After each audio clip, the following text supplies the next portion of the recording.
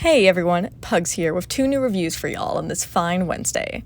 Today, we're covering MuscleBob BuffPants and Squidward The Unfriendly Ghost. You know, now that I'm thinking about it, I think MuscleBob BuffPants was the first episode that started that whole XBob X-Pants or just X-Pants trend in episode titles.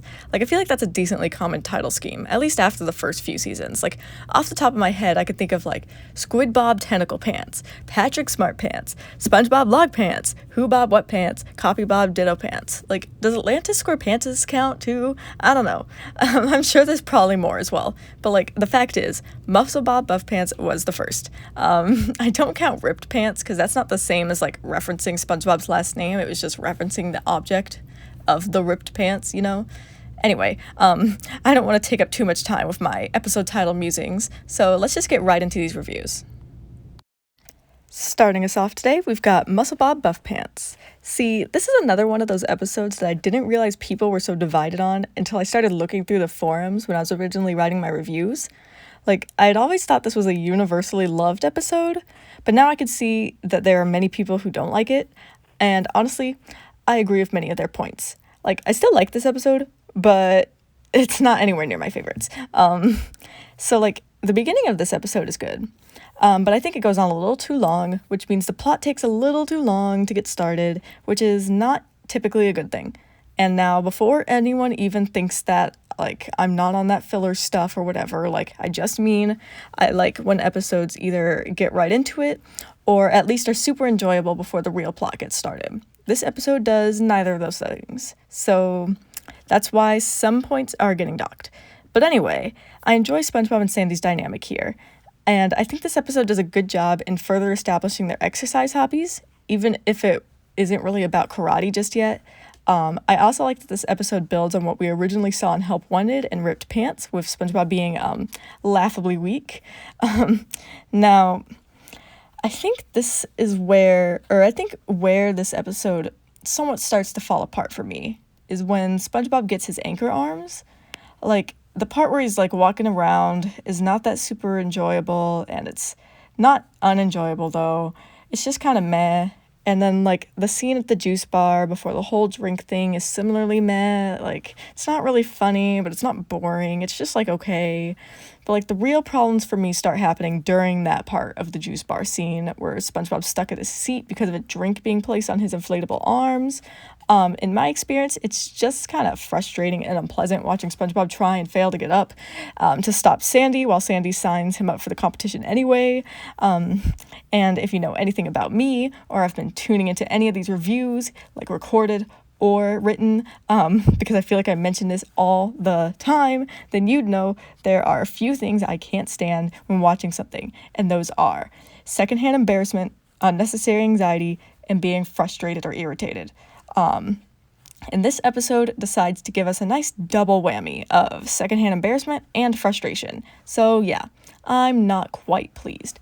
I will say that this episode does improve after this little flounder though. As we move into the anchor throwing competition, I really enjoyed the little gag of the measuring guy trying and failing not to get hit by the anchors, especially when he ends up running in circles and the anchor is honed on him like a missile. That was pretty funny. When SpongeBob's segment comes around, the secondhand embarrassment is definitely high, but this is definitely aided by the shenanigans that he and his inflatable arms get up to, because at least that was visually interesting and entertaining. It distracted me a bit from that unpleasant feeling that I was feeling, so that's a positive. And I just love the blank look on SpongeBob's face when the anchor arms end up popping, along with the deflating balloon noise. I just thought all of that stuff together was hilarious. And then Sandy doesn't even need to say words.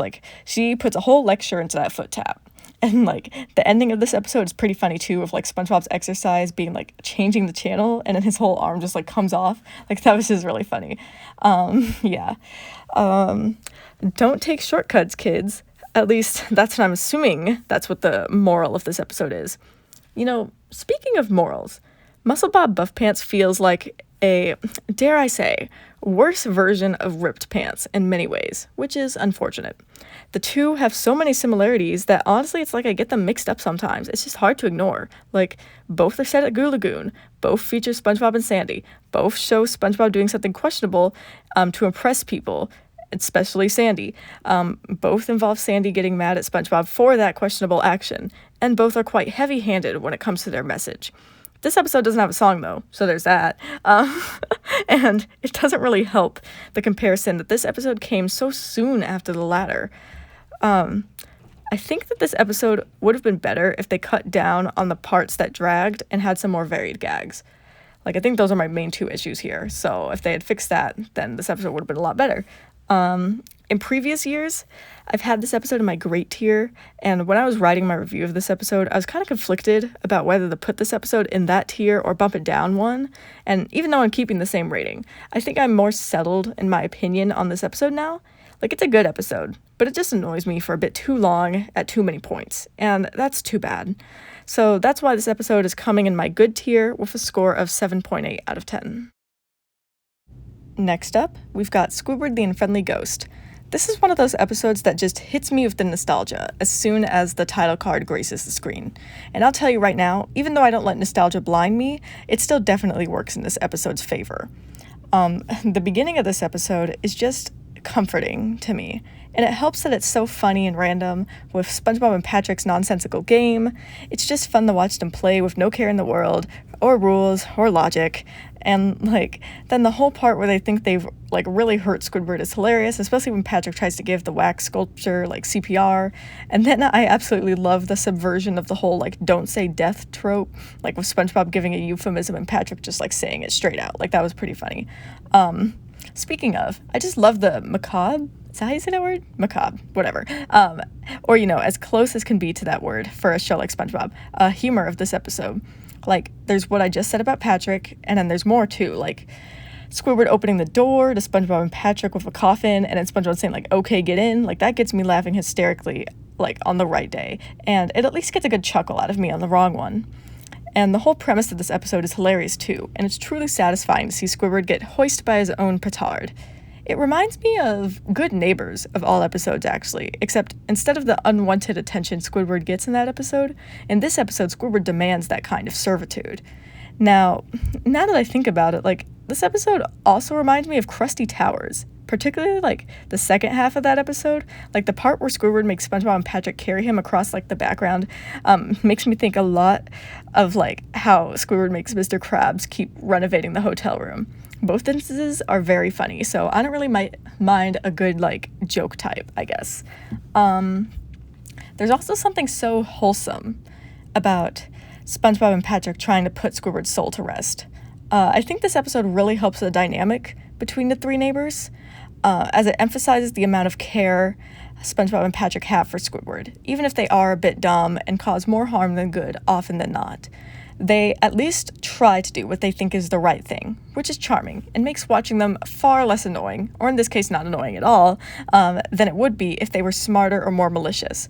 SpongeBob would not be SpongeBob without the naivete he showcased in this episode, and that's a point I've made before, but I'm going to make it every time because I can, and it's just the truth.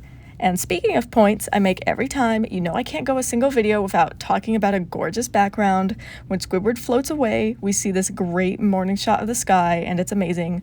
These background artists are just so good, man. Okay, so real quick. This is something that has literally always bugged, or maybe that's not the right word.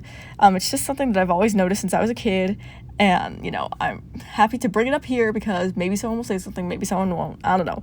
But, I swear to God, I read a joke post about this one time too, and maybe it's just tainted my memories, I don't know. Anyway, let me get to the point.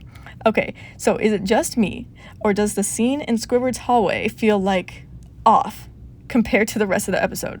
Not in a jarring way. It's not jarring, it's not a bad scene, but I don't know, for some reason whenever I watch this episode and that scene comes on, I get this kind of liminal feeling. I know y'all are probably Pugs, what the H are you talking about? But hear me out. Okay, it's almost like I'm watching Squid's Visit or something, or gives me a much weaker version of the feeling I get when I watch something like Deliver Us or We Gotta Get SpongeBob Back or something.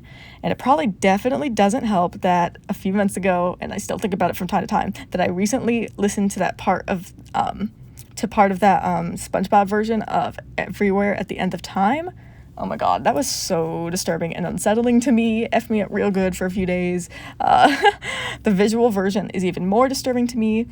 If you have no idea what I'm talking about, Everywhere at the End of Time is an album that's meant to kind of simulate or like represent the experience of someone with dementia. And someone made a SpongeBob version of it. I'll link the SpongeBob one, not the visual one. That was too disturbing for me to want to give easy access to. But anyway, I'll link it in the description. It is really amazing work, both like the original and like the SpongeBob one. But it's just, yeah. Anyway, since I got totally off track, this scene in the hallway is just weird, and I doubt anyone else feels this way, so I guess I just went on this tangent for nothing. I don't know. Anyway, I really don't have much else to say about Squidward the Unfriendly Ghost. It's just a good, solid episode. It keeps me engaged with the humor and the wholesome quality of the plot. I don't really have any problems with this episode at all, so this episode slides right into my amazing tier with a score of 9 out of 10. As always, I wanted to share some closing thoughts of mine. This review wasn't as jam-packed with thoughts and ideas as the last one, which just happens sometimes. These are both episodes that I've very little to say about, and they just happen to be sister episodes, so I guess it's good that I got both of them out of the way at the same time then. I guess, sorry for all the tangenting, especially with Squidward the Unfriendly Ghost, especially talking about the weirdness of that hallway scene. I don't know, it's just something I've always noticed, okay? I really don't have anything else to say about that. So if you didn't notice the vibes, then you didn't notice the vibes, and if you did, then you did. I don't know what to say. But anyway, I don't really have that much to say about these episodes other than all that. So I guess I'll just close things out here. Thank you again for watching, and yeah, I guess I'll just see y'all next time.